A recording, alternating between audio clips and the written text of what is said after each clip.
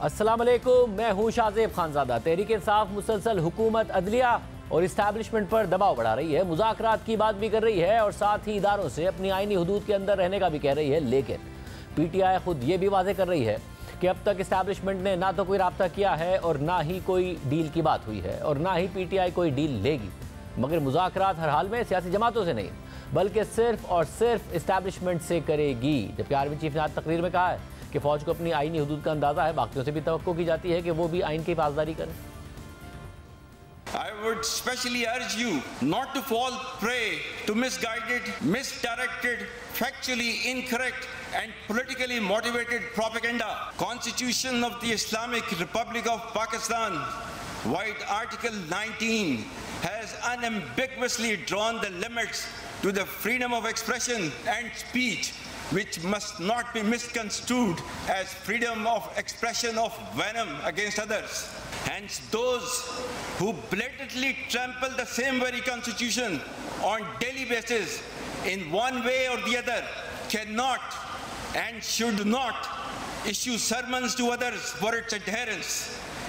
We know our constitutional limits very well and expect from others to also know them well.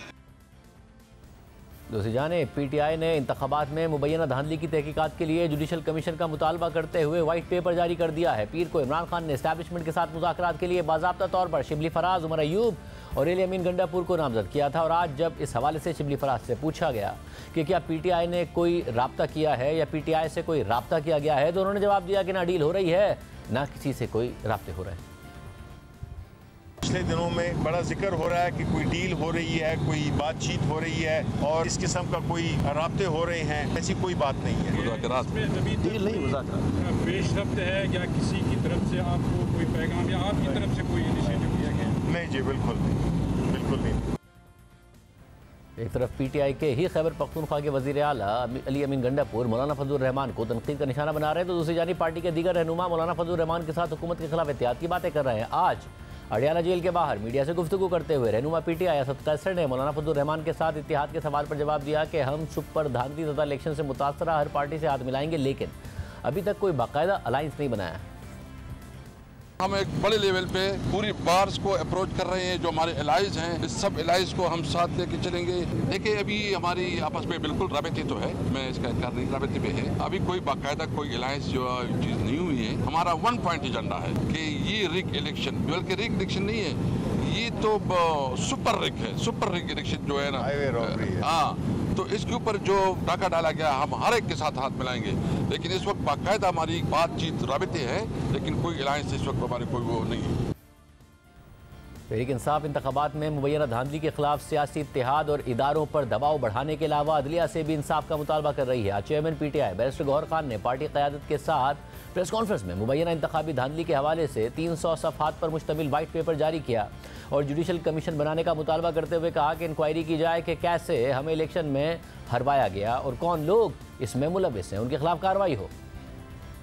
आज हमने फैसला किया हुआ है कि एहतजाज ट्रिब्यूनल, सुप्रीम कोर्ट, अदालतें और अलायंस के जलसों के साथ आज हम पाकिस्तान तहरीक इंसाफ के बिहाफ से आपके सामने एक वाइट पेपर इशू करने जा रहे हैं। ये उन हकाइक पर मबनी है जो हकाइक the Guardian, Washington Post, New York Times, the Times और पाकिस्तान की इंटायर मीडिया ने एडमिट किया है। पाकिस्तान तहरीक इंसाफ इस वाइट पेपर के जरिए से मुतालबा करती है कि जल्द से जल्द हमारे आर्टिकल 184(3) की पिटीशन सुप्रीम कोर्ट में फिक्स किया जाए और इसकी हियरिंग हो। हम एक जुडिशल कमीशन बनाना चाहते हैं, केस पे इंक्वायरी करे जिस तरीके से पहले कमीशन बने और वो इंक्वायरी करके देख ले इलेक्शन को कैसे हमें हरवाया गया और कौन लोग थे जो इसमें मुलविस थे, उसके खिलाफ कार्रवाई भी हो।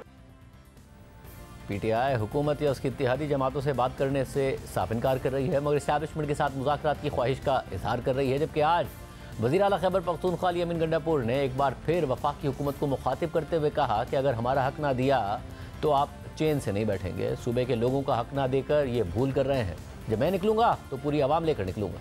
हमारे सूबे का वो हक है, वो भी हमें मिलना चाहिए और इसको न तो भीख समझा जाए न खैरात समझा जाए कि उसको मांगना पड़े। मैं ये हक लेके रहूंगा। तो एक आपके सामने एक 6 फुट 3 इंच का एक चीज खड़ी है, तो ये मैं पैगाम दे रहा हूँ फेडरल गवर्नमेंट को कि आप इसको हल्का नहीं लेना। बिल्कुल आपको अंदाजा नहीं है कि आपका जो इस वक्त पंगा पड़ा हुआ है किससे पड़ा हुआ है। आपसे मैं ये लूंगा और मैं ऊंची आंखों के साथ लूंगा और ये लेकर अपने सूबे की अवाम पे लगाऊंगा। और आप अगर ये नहीं देंगे तो आप चैन से नहीं बैठेंगे, आप चैन से मुझसे हुकूमत नहीं कर सकते। लोगों का वो हक जो उनको मिलना चाहिए ना देकर अगर आप ये समझते हैं कि इस्लामाबाद में आप आराम से बैठे होंगे तो ये आपकी बहुत बड़ी भूल है। मैं जब निकलूंगा तो पूरी आवाम लेके निकलूंगा और आप ये हक अगर नहीं देंगे तो मैं फिर अपने आने वाली नस्ल के लिए एग्जाम्पल बनाने के लिए हक किस तरह लिया जाता है, मुझे ये कुर्बानी देनी पड़ेगी और मैं उसके लिए तैयार हूँ। जो मेरी जरूरियात है, जो मेरी महरूमियाँ हैं, वो दूर करने का पैसा मुझे चाहिए, आप मुझे वो देंगे और जल्द अज जल्द आप दे दें। इससे पहले कि फिर मैं उस तरीके से लेके आऊँ तो फिर कोई आपका एहसान भी नहीं मानेगा।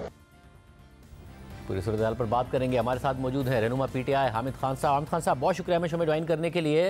हामिद खान साहब, नून लीग दावत दे रही है कि जी हमें बात करनी चाहिए, बात कीजिए। पीपल्स पार्टी भी ये कहती रही है, मगर एक दफ़ा फिर तहरीक इंसाफ का इनकार है। कमेटी भी बनाई 3 रुकनी, तो वो कह रहे हैं हम इस्टेब्लिशमेंट से ही बात करेंगे, सीधा इनसे नहीं बात करेंगे, कठपुतलियाँ हैं।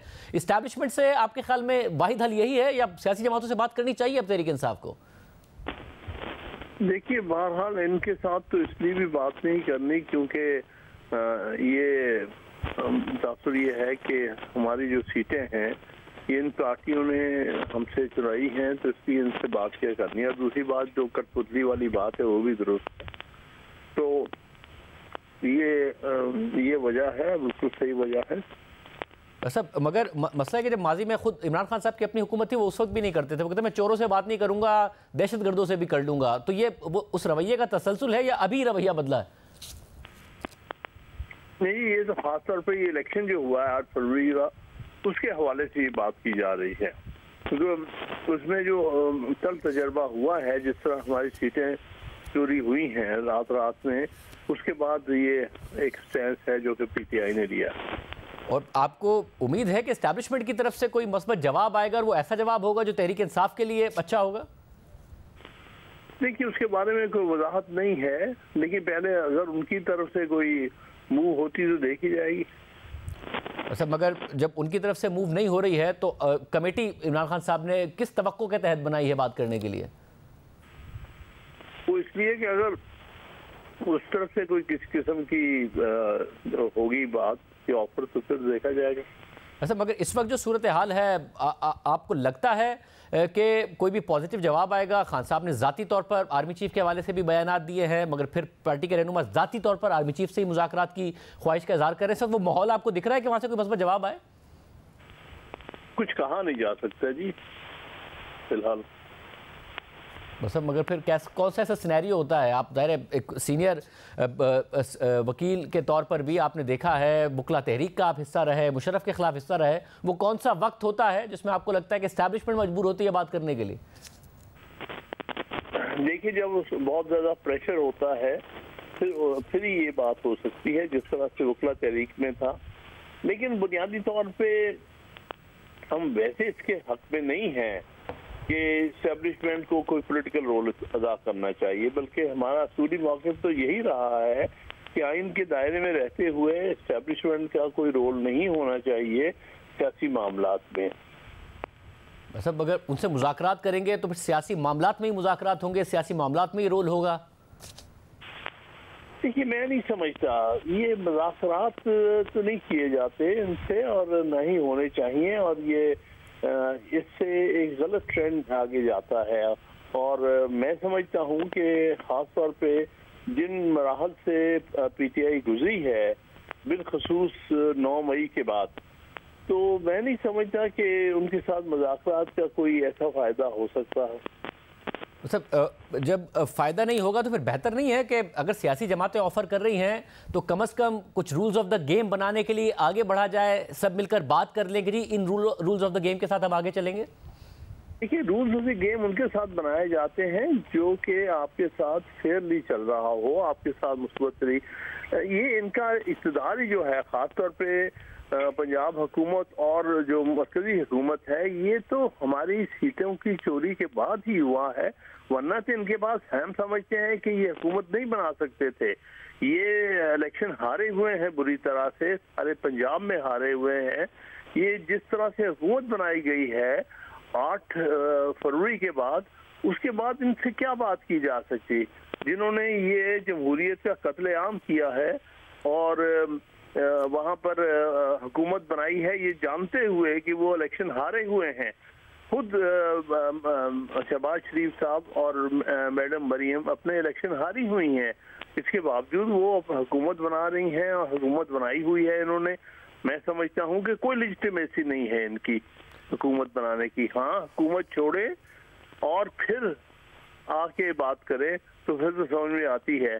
नाजायज हुकूमत बनाने के बाद और हुकूमत में रहने के बाद वो किस मुंह से बात करना चाहते हैं? अच्छा, फिर ऐसे सिनेरियो में जैसे आपने भी कहा कि जब दबाव पड़ता है तो फिर बात होती है, जैसे कि वकला तहरीक में भी मामलात हुए, दबाव बढ़ता चला गया। अब एक दबाव का क्राइटेरिया ये है कि जी इलेक्शन में परफॉर्मेंस हो, वो आपकी जमात की थी, आप लोगों ने वोट लिए बहुत ज़्यादा, आपका तो एतराज़ है कि जी जो इलेक्शन है वो किसी और को दिया गया, जैसे आप कह रहे हैं कि जाली है। अब अगर उससे नहीं फ़र्क पड़ा और इस्टेब्लिशमेंट नहीं बात करने पर मजबूर हुई, तो आपको लग रहा है आप स्ट्रीट पावर भी वो नहीं दिखा पा रहे हैं कि जिससे इस्टेब्लिशमेंट पर दबाव पड़े, आपको अलायंसेस ऐसे बनाने पड़े, शायद मौलाना फजल रहमान की ज़रूरत पड़े ये दबाव बढ़ाने के लिए? देखिए, वो तो ठीक है, वो तो सियासत में बिल्कुल जायज़ है। आप किसी से भी जो है अलायंस कर सकते हैं ताकि आप अपना जमहूरी हकूक के लिए स्ट्रगल करें। इसीलिए हमने उन जमातों के साथ अपनी बातचीत जारी है, बल्कि एक अलायंस बना दिया है जो जमातें इस रिगिंग में शामिल नहीं हैं। इसी तरह से अगर मौलाना फजल रहमान साहब का ये कहना है कि उन्होंने भी हमारे वाला स्टैंस लिया है कि हमारे के इलेक्शन में सीटें चोरी की गई हैं, तो हम उनसे बिल्कुल बात कर सकते हैं, कोई हर्ज नहीं है। जमहूरियत है जिसमें किसी भी सियासी जमात से अगर उस सियासी जमात जो है वो आइंदा फेयरली चलने के लिए तैयार है तो इसमें कोई हर्ज नहीं है उनसे बात करने के लिए। सब अगर साथ में आज ये भी पार्टी की तरफ से मुतालबा किया गया कि 184(3) के तहत आपकी पटिशन फिक्स की जाए और जुडिशल कमीशन के जरिए इंक्वायरी का इलेक्शन में मुतालबा किया गया है, आप समझते हैं कि सुप्रीम कोर्ट से ये मुतालबा हो, इसकी कोई आगे आपको बात बढ़ती नजर आती है? देखिए, बल्कि 2 हमारी पटिशनें हैं जो कि बड़े दिनों से और बड़े अरसे से पड़ी है। एक तो 9 मई के वाकयात के हवाले से 25 मई को वो पटिशन दाखिल की हुई है आर्टिकल 184(3) की, जिसमें हमारा ये प्रेयर है सुप्रीम कोर्ट से कि आप जुडिशल कमीशन बना के एक जुडिशल इंक्वायरी करें 9 मई के वाकयात में, ताकि उनकी क्या हकीकत है, कौन उसमें मुलविस है, ताकि उसके मुताबिक से अगर कोई भी शख्स, चाहे वो हमारी पार्टी का है या कोई भी है, अगर वाकई ही मुलविस है तो फिर उसको करार वाकई सजा दी जाए। लेकिन बगैर कोई इंक्वायरी के ये सारा जो है बोझ डाल देना पीटीआई पे कि ये सारे वाकयात इन्होंने किए हैं, ये नाजायज है। इसलिए एक तो हमारी वो पटिशन है।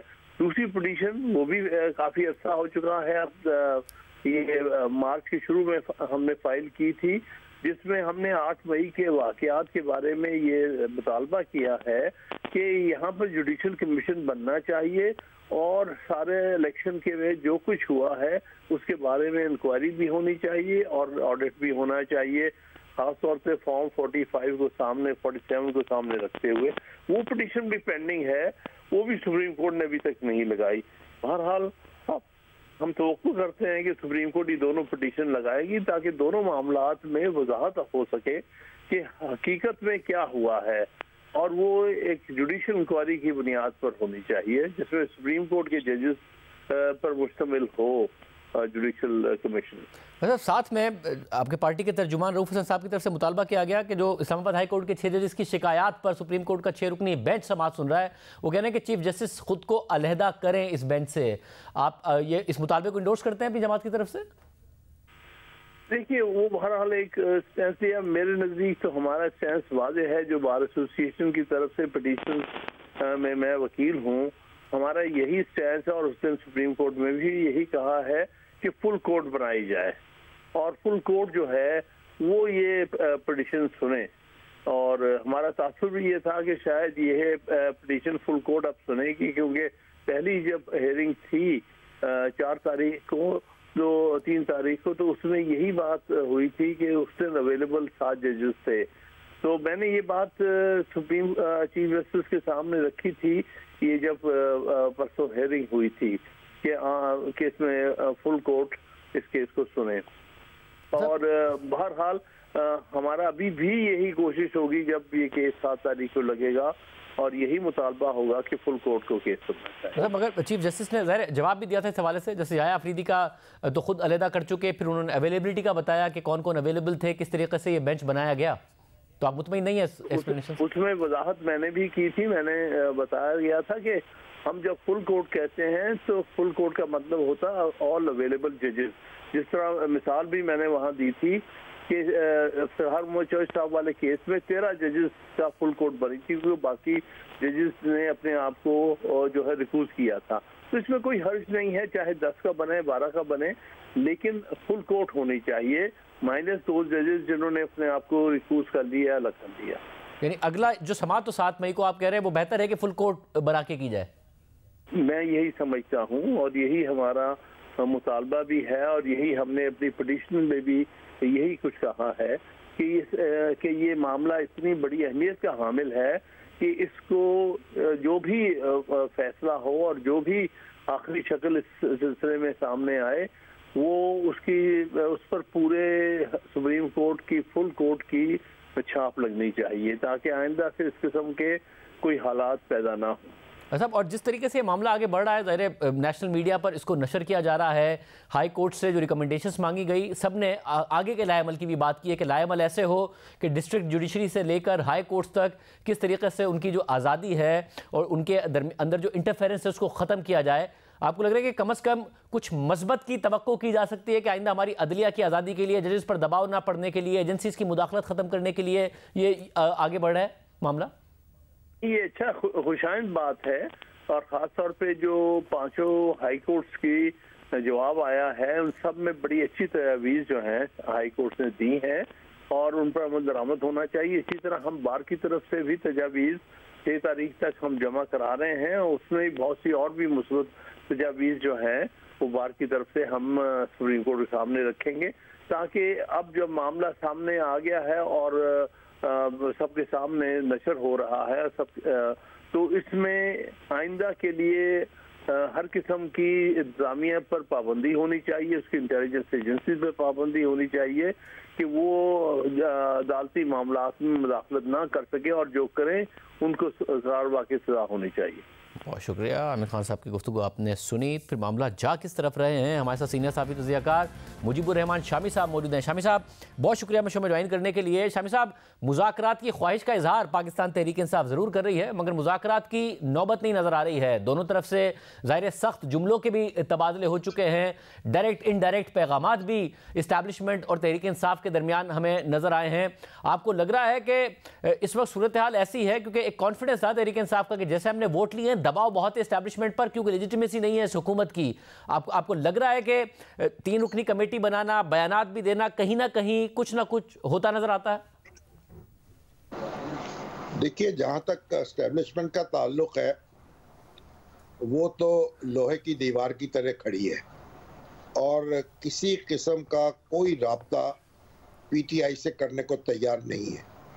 और इस बारे में जो चीफ ऑफ आर्मी स्टाफ हैं, उनकी बड़ी वाज़ेह और दो टोक राय है कि सियासी मामलात में वो मुलव्वस नहीं होंगे, और ये पीटीआई को बातचीत करनी है तो हुकूमत से करनी चाहिए या बरसर इख्तिदार सियासी जमातों से करनी चाहिए। तो मेरा ख्याल अब तक की जो इतलात हैं उसमें तो इस तरह की कोई सूरत नहीं है, और अगर पीटीआई इस बात पर ज़िद करती रही कि वो अपने हरीफ जो हैं सियासी उनको तस्लीम नहीं करेगी और उनके साथ बात नहीं करेगी, तो फिर उसे इंतज़ार करना पड़ेगा। वो 2 साल भी हो सकते हैं, 3 साल भी हो सकते हैं।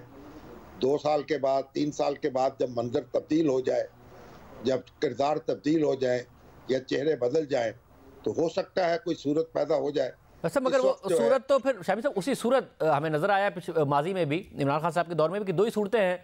या तो मुआशी कारकर्दगी इतनी बुरी हो कि इस्टेब्लिशमेंट बोझ उठाने को तैयार ना हो हुकूमत का, और उनके अपने ऊपर भी उसकी वजह से तनकीद हो रही हो कि जो कि जनरल बाजवा पर होती थी, या फिर इख्तलाफात हो जाएं, जो कि बाद में इमरान खान साहब के हो गए थे एक ISI की तकरीर पर, ये दोनों मामलात आपको क्या बहुत जल्द होते नजर आते हैं या देर से होते नजर आते हैं? देखिए, इस वक्त जो कुछ भी हो रहा है मुआशी बहास पर, वो हुकूमत और एस्टेब्लिशमेंट शाना बशाना है, वो एक दूसरे का हाथ उन्होंने पकड़ा हुआ है और दोनों एड़ी चोटी का जोर लगा रहे हैं। तो इसलिए ये कहना कि आपकी वजह से ऐसा नहीं हुआ या आपकी वजह से ऐसा नहीं हुआ, इसकी कोई गुंजाइश नहीं है। और मेरा ख्याल है कोई ऑप्शन ना एस्टेब्लिशमेंट के पास है और ना हुकूमत के पास है। एक दूसरे के साथ ताउन करने के अलावा कोई चारा उनके पास नहीं है। और जहाँ तक मुआशी मामलात का ताल्लुक है, मेरा ख्याल उसमें भी बेहतरी आती चली जा रही है और एक आगे की तरफ सफ़र होता मालूम हो रहा है और इस बात को सब तस्लीम भी कर रहे हैं। अब ये कितनी तेज़ रफ्तारी से जारी रहेगा और किस तरह हम आगे बढ़ सकेंगे, ये तो आने वाला वक्त बताएगा। लेकिन रियासत पाकिस्तान जो है उसका पूरा जोर लगा हुआ है और अगर खुदा न खास्ता ये मामलात पे काबू ना पाया जा सका तो फिर बड़ा एक संगीन बहरान होगा। ये हुकूमती बहरान नहीं होगा, ये रियासती बहरान होगा और उसके बड़े संगीन नताइज जो हैं वो बरामद हो सकते हैं। साहब, अब बार बार तनकीद तो तहरीक इंसाफ पर होती है कि जी आप सियासी जमातों से बात नहीं करते। खान साहब हुकूमत के होते हुए भी नहीं करते थे, वो कहते थे मैं इनसे क्यों बात करूं, ये मैं इन्हें चोर समझता हूं, दहशतगर्दों से कर लूंगा। मगर अब कहते थे मैंडेट चोरी का हुआ है इसलिए इनसे कैसे बात करें, तो मैंडेट चोरी करके आए, कठपुतली हैं। साहब, इस वक्त वाकई इस हुकूमत के पास इख्तियार है क्या जो तहरीक इंसाफ इनसे बात करे? अगर वो ये कह रहे हैं कि जी हमने उनसे ही बात करनी है जिनके पास इख्तियार है और उन्हीं से बात करके मामला तय करने हैं, तो क्या गलत कह रहे हैं इस वक्त जो ग्राउंड रियलिटीज़ है उसमें? देखिए, सियासत में कभी भी इस तरह नहीं होता कि सारी चीज़ें आप कोई पेशगी शराइत मनवा लें और उसके बाद बातचीत करें। तो बातचीत तो एक जारी रहने वाली चीज़ है, एक मुसलसल अमल है। जब भुट्टो साहब जो हैं और PNA के दरमियान मामला था तो PNA जो है वो कह रही थी कि धांधली हुई है इंतखाबात में। एक दिन के लिए किसी रुकन ने PNA के असम्बली में कदम नहीं रखा, उसके बावजूद उन्हें हुकूमत को तस्लीम करना पड़ा, भुट्टो साहब ही से मुज़ाकरात करने पड़े। और आज भी जो हुकूमत बिलफेल मौजूद है उसका इनकार नहीं किया जा सकता, उसको उसकी नफ़ी भी नहीं की जा सकती। जिस तरह अपोजिशन की नफ़ी नहीं हो सकती, जिस तरह खान साहब की नफ़ी नहीं हो सकती, उस तरह शहबाज शरीफ साहब की नफ़ी भी नहीं हो सकती। और वज़ीर आज़म जो हैं उन्हीं से बात करनी होगी या बरसर इक़्तिदार सियासी जमातें जो हैं उनसे बात करनी होगी। इसके अलावा कोई दूसरा चारा नहीं है। और अगर मामलात इसी तरह से चलते रहे तो वो चलते चले जाएंगे और मैं नहीं समझता कि कोई गैर मामूली बिगाड़ जो है वो पैदा हो सकेगा। हुकूमत को गिराने के तो दो ही तरीक़े हैं, या आप असम्बली में शिकस्त दे दें, तहरीक अदम एतमाद ले आएँ, और या फिर टैंक पर बैठकर आ जाएं और वज़ीर आज़म हाउस पर काबिज हो जाए। एक तीसरा तरीका नहीं है, तीसरी उम्मीद पाकिस्तान में आजमाया जा सका है। जैसे एक तीसरी उम्मीद उन्हें अदलिया से है। वो कह रहे हैं कि जिस तरीके से 6 जज ने खत लिखा, जिस तरीके से अदालत में मामलात हैं, अदालत में जिस तरीके से मुदाखलत के ऊपर आवाज़ें उठ रही हैं, यहाँ से एक रास्ता निकलेगा इमरान खान साहब के लिए, रिलीफ के लिए भी, और इस हुकूमत का जो अख्तिताम है उसके लिए भी। इमरान खान साहब को रिलीफ मिल सकती है, उनके मुकदमात में उनके हक में फैसले हो सकते हैं। लेकिन ये जो इस वक्त सुप्रीम कोर्ट है, उसके जो चीफ जस्टिस हैं और जो आने वाले चीफ जस्टिस हैं, वो तो किसी एडवेंचरिज्म का शिकार नहीं है। वो किसी ना इफ्तिखार चौधरी हैं, ना साकिब निसार हैं, ना खोसा हैं। वो तो नाक की सीध में चलने वाले लोग हैं। और जो माजी में जो कुछ हो चुका है और जिस तरह सुप्रीम कोर्ट आला कार बनी है और जिस तरीके उसने मुल्क के सियासी निज़ाम को ज़ेरो ज़बर किया है, वो तो उसके सख्त नाक़िद हैं और उससे अल्लाह की पनाह मांग रहे हैं। और उनसे कोई तवक्को न रखे कि वो सिस्टम को गिरा देंगे या उसमें शगाफ डाल देंगे। हाँ, अगर किसी के साथ ज़्यादती हो रही है तो उसका अजाला होना चाहिए और अजाला किया भी जाएगा सुप्रीम कोर्ट की तरफ से। जब भी मौका मिलेगा इंसाफ फराहम होगा। बहुत शुक्रिया शामी साहब की गुफ्तगू आपने सुनी। एक और अहम डेवलपमेंट हो रही है, उसकी तफसीलात भी आपके सामने रखेंगे ब्रेक के बाद। इस माली साल के इब्तिदाई 6 माह में टारगेट से ज्यादा टैक्स इकट्ठा करने के बाद एफबीआर ने जनवरी से अप्रैल तक के 4 माह में मुसलसल टारगेट से कम टैक्स इकट्ठा किया है और सिर्फ मार्च और अप्रैल के महीने में मजमूई तौर पर 100 अरब रुपए टारगेट से कम इकट्ठे करने की वजह से अब एफबीआर इब्तिदाई 10 माह में टारगेट से 48 अरब रुपए पीछे चला गया है।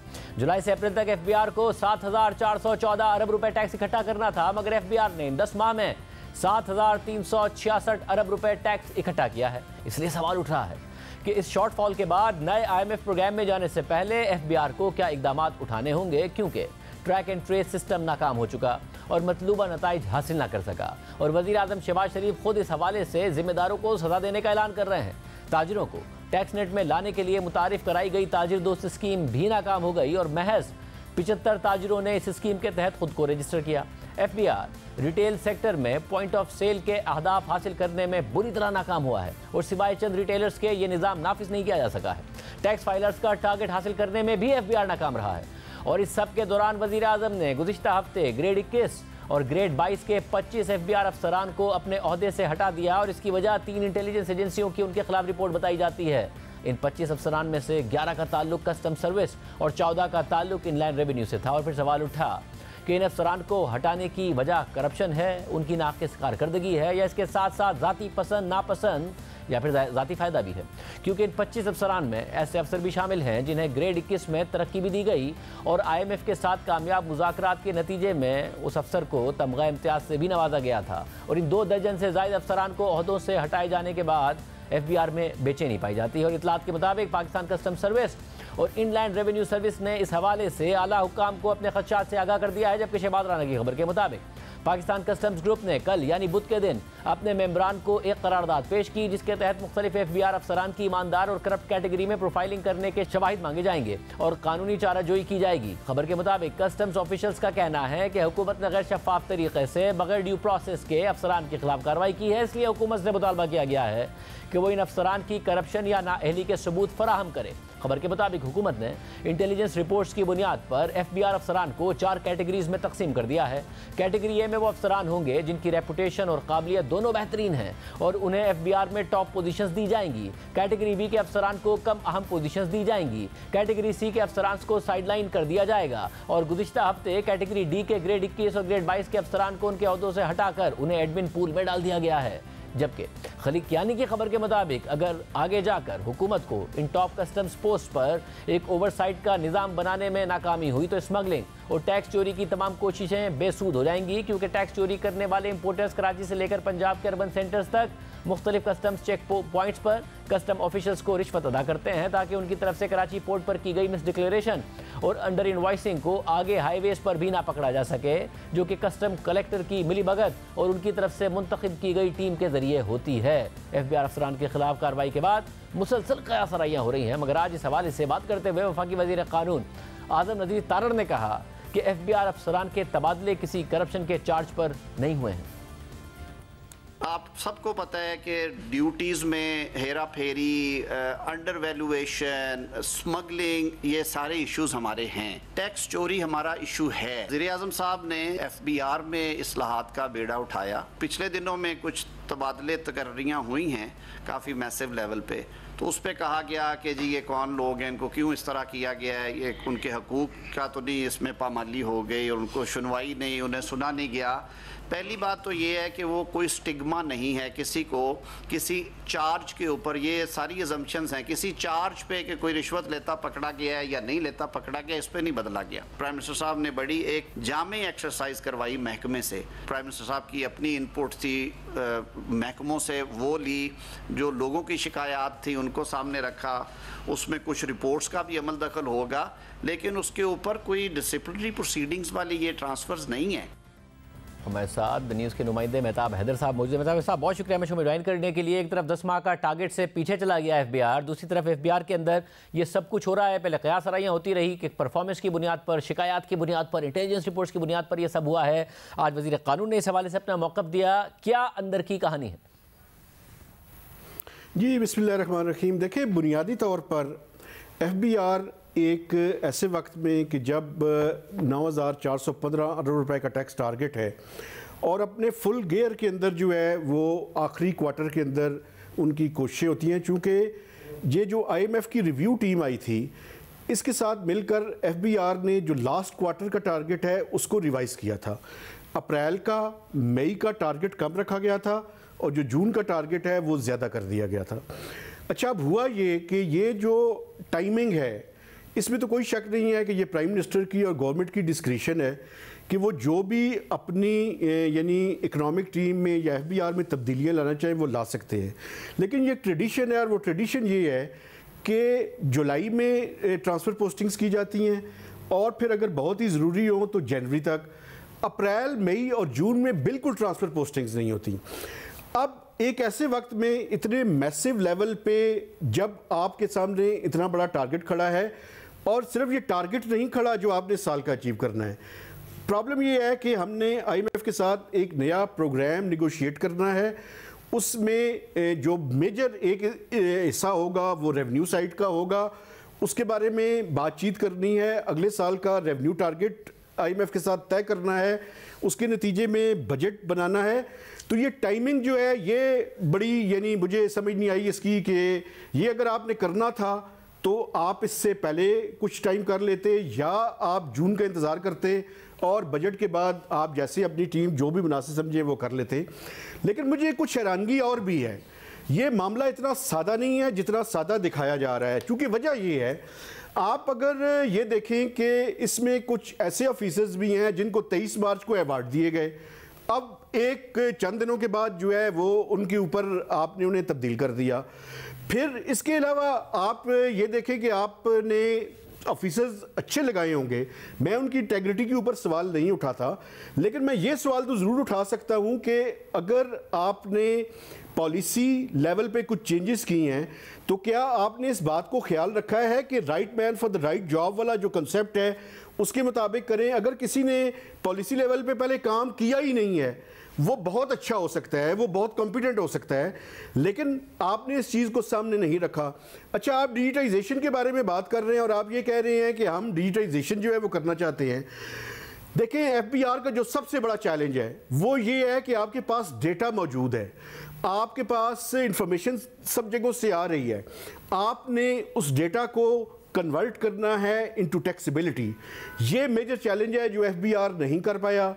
अब एक फॉरेन कंसल्टेंट आप लेके आ रहे हैं, तो क्या आप ये गारंटी देते हैं कि आप ये काम कर लेंगे? क्योंकि बुनियादी वजह ये है कि फ्रस्ट्रेशन तो सिस्टम के अंदर मौजूद है और वो फ्रस्ट्रेशन ये है कि tax to GDP absolute number तो बढ़ रहा है, वो दुरुस्त है, मगर जो टैक्स टू जीडीपी रेशियो है वो मुसलसल कम हो रहा है, जाहिर है। मगर इसमें फिर फेलियर है किसका? वाकई इन अफसरान का फेलियर था, ट्रैक एंड ट्रेस सिस्टम हो, फिर ट्रेडर से टैक्स वसूल करना, वो ताजी दोस्त स्कीम हो, तमाम स्कीमें एक के बाद एक नाकाम हुई, पॉइंट ऑफ सेल नाकाम हुआ, ये जो सारी की सारी स्कीमें नाकाम हुई हैं, स्मगलिंग की शिकायत आना, ये सारे मामला ये वाकई इन अफसरान का फॉल्ट था, चेयरमैन FBR का अपना भी फॉल्ट है, किसी और का? ये क्यों ये हुआ क्या है?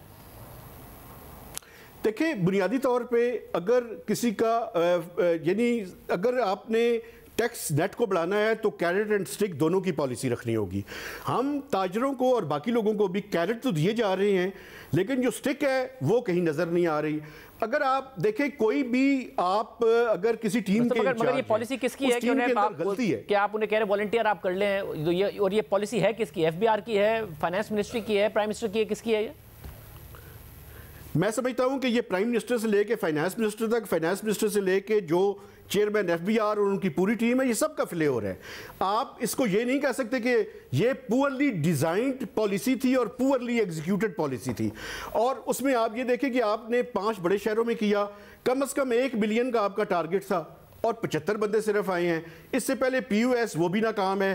ट्रैक एंड ट्रेस जो है, अब ट्रैक एंड ट्रेस का जो प्रॉब्लम है वो बड़ा इंपॉर्टेंट है। आप ये देखिए कि आपने ट्रैक एंड ट्रेस लगाया तो ट्रैक एंड ट्रेस का जो है वो कोई भी, अगर आप टोबैको को देख लें तो कोई सिगरेट का पैक खुद तो नहीं बोलेगा कि मेरे ऊपर ट्रैक एंड ट्रेस की स्टैंप है या नहीं है, और अगर नहीं है तो उसके खिलाफ ट्रैक एंड ट्रेस उस टाइम तक इफेक्टिव नहीं हो सकता जब तक इफेक्टिव इन्फोर्समेंट नहीं होगी। और वो FBR का जो पार्ट है उसमें लैकिंग है और वो मिसिंग है। अब प्रॉब्लम ये है, आप सुनने में ये आ रहा है कि कहीं ऐसा ना हो कि कुछ सेक्टर्स को निकाल कर गवर्नमेंट की किटी पे उसका प्रेशर जो है वो डाल दिया जाए। तो देखें, अगर आपने ट्रैक एंड ट्रेस को इंप्लीमेंट करना है तो उसके साथ साथ इफेक्टिव इन्फोर्समेंट जो है वो करनी पड़ेगी। बहुत शुक्रिया मेहता साहब की गुफ्तगू आपने सुनी। दूसरी तरफ अप्रैल में कंज्यूमर प्राइस इंडेक्स के तहत महंगाई की शरह 17.34% पर आ गई है, जबकि फूड इन्फ्लेशन 9.7% पर आ गई है। और अगर अप्रैल के महीने का मार्च के महीने से मवाजना किया जाए तो कंज्यूमर प्राइस इंडेक्स -4% रहा और फूड इन्फ्लेशन -2.4% रही। यानी रमज़ान में महंगाई की शरह बढ़ने के बाद अप्रैल में महंगाई नीचे आई, जबकि कोर इन्फ्लेशन मार्च के महीने में 15.7% थी और अप्रैल में 15.6% रही। इसके साथ ही आज अप्रैल के महीने का तिजारती डेटा भी सामने आ गया है और अप्रैल में बरामदात $2.34 अरब हैं, जो मार्च के महीने से 9% कम है, जबकि अप्रैल में दरामदात $4.7 अरब रही, जो मार्च के महीने से 3% कम है। तिजारती खसारा $2.37 अरब रहा, जो कि मार्च में $2.3 अरब था, मगर मार्च में रमज़ान की वजह से $2.9 अरब की तरसीलात ज़र आई थी, जिससे $619 मिलियन का करंट अकाउंट सरप्लस रिकॉर्ड किया गया था। प्राइम ब्रेक शामिल करते हैं और हम बात करेंगे। साबिक वज़ीर आज़म इमरान खान और उनकी अहलिया बुशरा बीबी से मुताल्लिका 3 अहम केसेस की समाअत हुई है, जिनमें साइफर केस की अपील इस्लामाबाद हाई कोर्ट में ज़ेर समाअत है, जबकि बुशरा बीबी की बनीगाला सब जेल से अडियाला जेल मुंतकली और नैब के तोशाखाना से मुताल्लिक नए नोटिस के खिलाफ इमरान खान और बुशरा बीबी की दरख्वास्तों पर भी इस्लामाबाद हाई कोर्ट में समाअत हुई है। साइफर केस में इमरान खान और शाह महमूद कुरैशी की अपीलों पर समाअत chief justice Islamabad high court Aamir Farooq और जस्टिस मियां गुल हसन औरंगजेब ने की। समाअत के आगाज़ में इमरान खान के वकील सलमान सफदर ने कहा कि मुझे तो तजस्सुस है कि FIA प्रोसिक्यूटर कब दलाइल मुकम्मल करेंगे। FIA के प्रोसिक्यूटर हामिद अली शाह ने कहा कि इन्होंने खुद दलाइल के लिए 14 समातें की थी। जस्टिस मियां गुल हसन औरंगजेब का हामिद अली शाह से मुकालमा करते हुए कहना था कि आपने 4 समातें कही थी, 4 तो हो गई। चीफ जस्टिस आमिर फारूक ने भी रिमार्क दिए कि शाह साहिब 4 समातें हो गई है ना, अब काफ़ी है। लेकिन इसके बावजूद FIA प्रोसिक्यूटर हामिद अली शाह ने दलाइल का आगाज़ कर दिया, तो कुछ दलाइल सुनने के बाद चीफ जस्टिस आमिर फारूक ने रिमार्क दिए कि शाह साहिब आप मजीद कितना वक्त लेंगे। FIA प्रोसिक्यूटर हामिद अली शाह ने कहा कि मैंने 4 समातें मतलब 4 पूरे दिन कहा था, जिसमें मियां गुल हसन औरंगजेब ने रिमार्क दिए कि आपको हमें वाज़े बताना होगा कि आप मजीद कितना वक्त लेंगे। हम और कम अज़ कम मैं तो ये बिल्कुल भी बर्दाश्त नहीं कर सकता। मेरी महफूज फैसलों की फहरिस्त बहुत लंबी हो चुकी है, मैं यहाँ बैठ कर इस तरह ये केस नहीं सुन सकता। FIA प्रोसिक्यूटर ने कहा कि मुझे मजीद 5 घंटे अपने दलाइल मुकम्मल करने में लगेंगे। इसके बाद इमरान खान और शाह महमूद कुरैशी की साइफर अपीलों पर समाअत 6 मई तक के लिए मुलतवी कर दी गई। इसके अलावा आज इस्लामाबाद हाई कोर्ट में बुशरा बीबी की बनीगाला सब जेल से अडियाला जेल मुंतकली की दरख्वास्त पर भी जस्टिस मियां गुल हसन औरंगजेब ने समाअत की।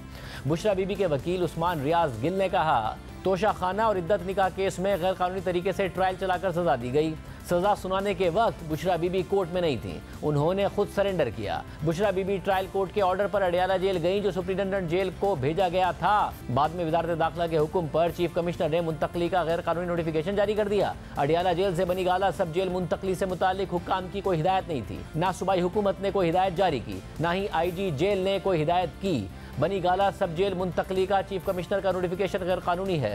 कैद की जगह का तयन ट्रायल कोर्ट ने करना था, चीफ कमिश्नर ने नहीं करना था। सब जेल मुंतकली का नोटिफिकेशन कलअदम करार दिया जाए। जस्टिस मियां गुल हसन औरंगजेब ने रिमार्क दिए कि सुप्रिंटेंडेंट जेल ने कहा कि गुंजाइश से ज़्यादा खवातीन हैं, इन्हें नहीं रख सकते। मेरा ख्याल है कि पहले से तय था कि बुशरा बीबी को बनीगाला मुंतकिल करना है। कि आपको लगता है कि नोटिफिकेशन 1 मिनट में तैयार हो गया? आपको नहीं लगता है कि यह पहले से तयशुदा था कि बुशरा बीबी को मुंतकिल करना है? बुशरा बीबी को घर भेजने के बाद कितनी खवातीन को अडियाला जेल लाया गया? जो 141 खवातीन इसके बाद लाई गई, क्या वो कम इस्तेहकाक रखती थी? जो खवातीन बाद में लाई गई उन्हें भी घर भेज देना। सरकारी वकील ने इस पर कहा कि जेल में खतरे के बाइस बुशरा बीबी को बनीगाला मुंतकिल किया गया। तो जस्टिस मियां गुल हसन औरंगजेब ने रिमार्क दिए कि आप अभी भी जवाब पेश कर रहे हैं कि हमने ठीक किया और आइंदा भी करेंगे। खुदा का खौफ करें।